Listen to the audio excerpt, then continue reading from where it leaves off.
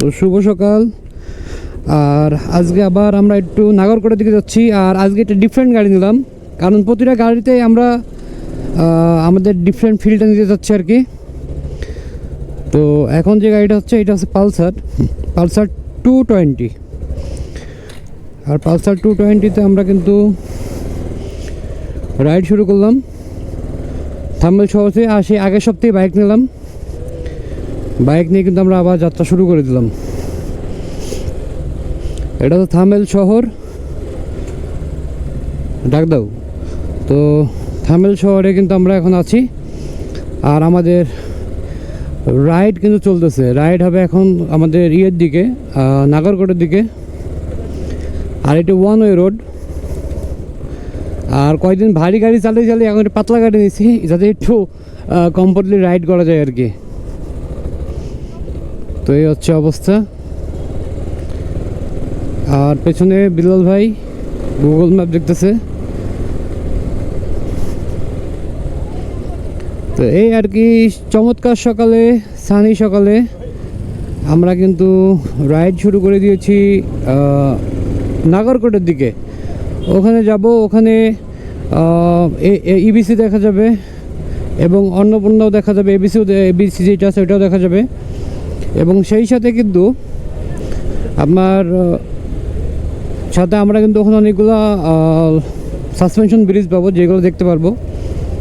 তো এই হচ্ছে অবস্থা। আর পেছনে আমাদের লোকজনগুলো আছে। তো এখন দেখি কোন দিকে যাওয়া লাগে, কোন দিকে যাব।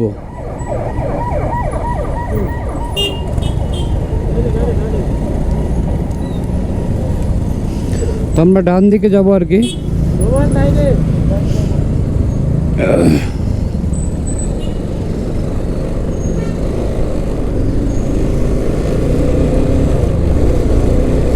তো ডান দিক থেকে আমরা কিন্তু যাওয়া শুরু করলাম। আর থামেল শহরটা কিন্তু আপনারা দেখতেই পাচ্ছেন, চমৎকার। আর এই শহরে খুব হর্ন কম চলে, কারণ হর্ন দেওয়া লোকজন এই শহরের লোক পছন্দ করেন আর কি।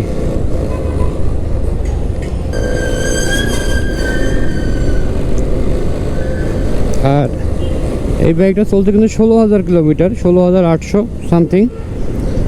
তো স্মুথলি কিছু সাপোর্ট পাচ্ছি। আর এদিকের পরিবেশটাও দেখতে পাচ্ছেন আপনারা, চমৎকার। এটা শহরের ভিতরে রাস্তা, আপনার দুই দিক দিয়ে আর কি যাচ্ছে গাড়ি। তো শহরের ভিতরে সবসময় ধীরে ধীরে বাইক রাইড করার চেষ্টা করবেন, কারণ জ্যাম থাকে, আবার নানা রকম প্রবলেম থাকে। তো চেষ্টা করবেন ধীরে ধীরে রাইড করে শহর পেরিয়ে গেলে তারপরে আবার আপনাদের মতো রাইড করার চেষ্টা করবেন আর কি। আর গাড়িটার একটু থ্রোটল রেসপন্স, আরপিএমটা একটু কম রাখা, মানে আইডিয়াল যে রেস থাকে গাড়ি সেটা একটু কম, এই জন্য বন্ধ হয়ে যাচ্ছে গাড়িটা দু একবার। ছোটোবেলায় অনেক আগে পালসার চালাতাম, 14 সালের দিকে। তখন পালসার 14 সালের আগে আর কি, পালসার তখন ক্র্যাশ ছিল 11-12 সালের দিকে। তো মানুষজন তখন কিন্তু পালসারকে সেই লেভেলের প্রাধান্য দিত আর কি। তো চলেন শহরের জ্যাম ট্যাম কাটায় তারপর সামনে যাবার দেখায় আপনাদেরকে। তো যেহেতু আমরা বাম দিকে যাব, বামে ইন্ডিকেটার দিয়ে দিলাম যাতে তারা বুঝতে পারে। এই হচ্ছে অবস্থা। আর এই মুহূর্তে বামে যাচ্ছি। পেছনে ওরা সব আজকে দেখো,